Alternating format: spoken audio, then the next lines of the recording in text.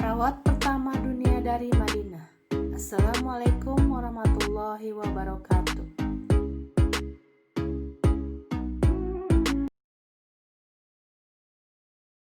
Musikalisasi cerpen. Cerita pendek. Genre Islami non-fiksi. Pionir dari Madinah. Diambil dari Antologi Perempuan Penggerak Sosial.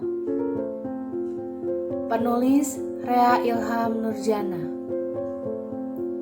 Ada sebuah stigma yang berkembang di dunia modern bahwa perempuan di dalam Islam, terutama masyarakat yang tinggal di kawasan Arab pada zaman dahulu, hidup tanpa memiliki kebebasan bersosialisasi dengan masyarakat.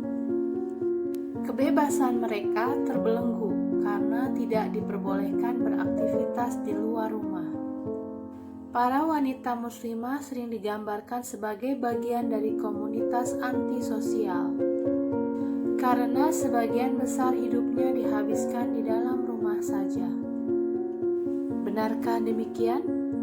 Faktanya di dalam sejarah Islam terdapat sebuah nama yang disebut-sebut memiliki kiprah luar biasa di dalam masyarakat Islam di Madinah. Pada masa pemerintahan Nabi Muhammad SAW, kiprah wanita muslimah tersebut begitu besar dalam bidang sosial, yaitu menjadi sukarelawan di bidang kesehatan.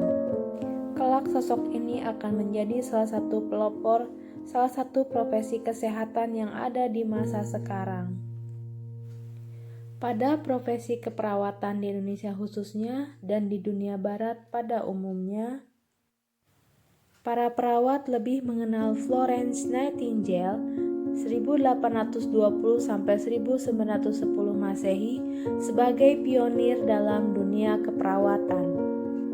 Padahal sesungguhnya beberapa abad sebelum kehadirannya telah ada seorang perintis dalam dunia keperawatan, peletak dasar profesi keperawatan yang lebih dikenal di kawasan timur dan Arab. Perintis tersebut bernama Rufaidah binti Sa'ad, lengkapnya Rufaidah binti Sa'ad al-Bani Aslam al-Hajraj. Beliau lahir di Yatsrib, Madinah pada 570 Masehi dan wafat pada 632 Masehi.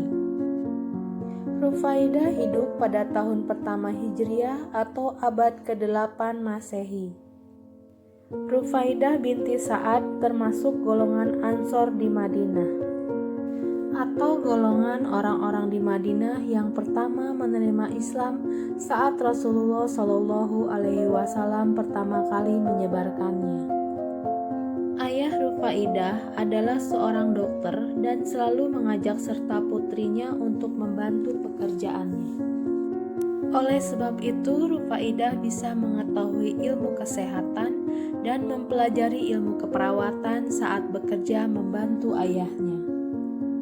Namanya tercatat dalam sejarah Islam terlibat dalam perang Badar, Uhud, Khandaq, dan Khaybar.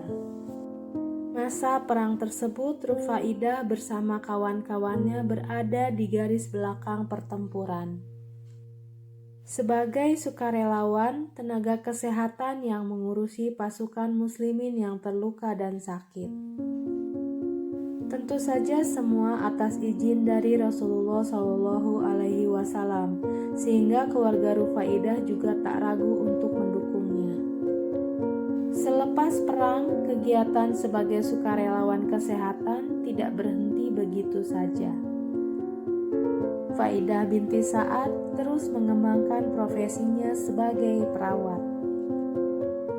Beliau juga sebagai pencetus dan pemimpin sekolah keperawatan pertama di dunia. Muslimah luar biasa ini merupakan penyokong advokasi pencegahan penyakit atau yang lebih dikenal dengan preventive care, serta menyebarkan pentingnya penyuluhan kesehatan atau health education, public health nurse, dan social worker yang menjadi inspirasi bagi perawat di dunia. Rufaidah juga melatih sejumlah perempuan untuk menjadi perawat agar bisa membantunya. Beliau mendirikan klinik keperawatan dalam tenda-tenda di sekitar Masjid Nabawi untuk merawat pasien korban perang.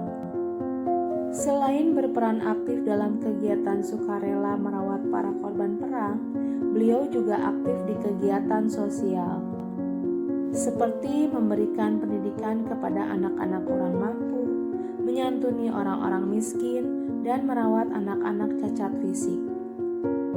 Rufaidah adalah seorang muslimah yang memiliki karakter yang sangat menonjol, yaitu berjiwa sosial tinggi terhadap sesamanya. Tak heran, sebab perawat memang harus memiliki rasa empati yang tinggi terhadap sesama manusia. Perawat tak hanya mampu merawat mereka yang sakit secara fisik, namun juga secara mental. Mampu menjadi konselor pendidik hingga sahabat bagi pasiennya. Merawat secara komprehensif. Dari masa Rufaidah, masa keemasan dunia keperawatan Islam dimulai.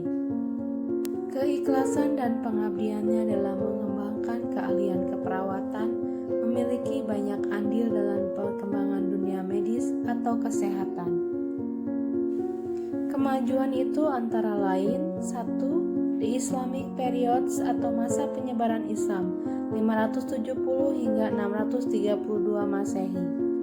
Pada masa ini, keperawatan sejalan dengan jihadnya kaum muslimin yang sedang berjuang dalam rangka memperkuat dan menyebarluaskan kekuasaan Islam di bawah kepemimpinan Nabi Muhammad SAW.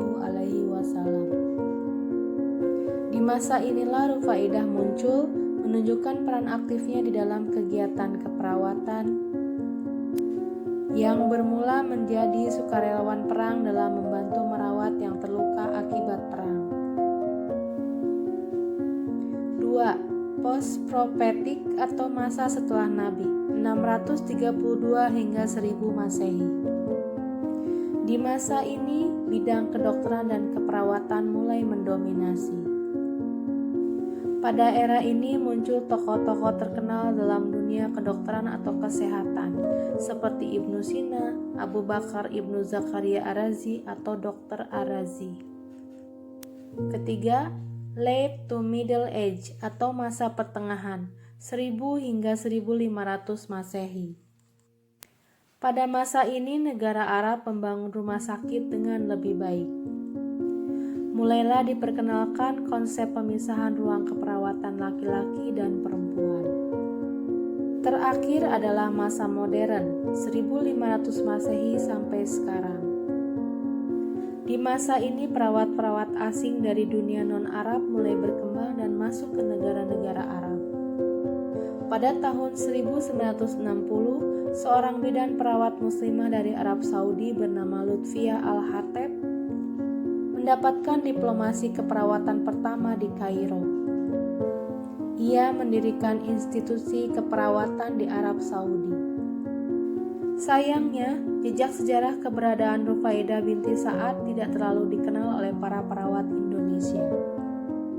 Karena kiblat keperawatan Indonesia menginduk kepada keperawatan Filipina, Amerika, dan Inggris. Padahal kiprah sang pionir di dalam dunia keperawatan Islam terukir dengan manis di dalam tinta emas sejarah sebagai peletak dasar ilmu-ilmu keperawatan dunia, khususnya dunia Islam. Selain itu, kiprah Rufaidah binti Sa'ad juga mampu menepis anggapan dan tudingan dari dunia barat yang santer menyatakan bahwa wanita muslimah tidak diperkenankan berkontribusi terhadap kehidupan masyarakat. Semua anggapan negatif yang selama ini banyak ditujukan kepada wanita muslimah runtuh oleh bukti betapa luar biasanya peran aktif Rufaidah binti Sa'ad semasa hidupnya dahulu.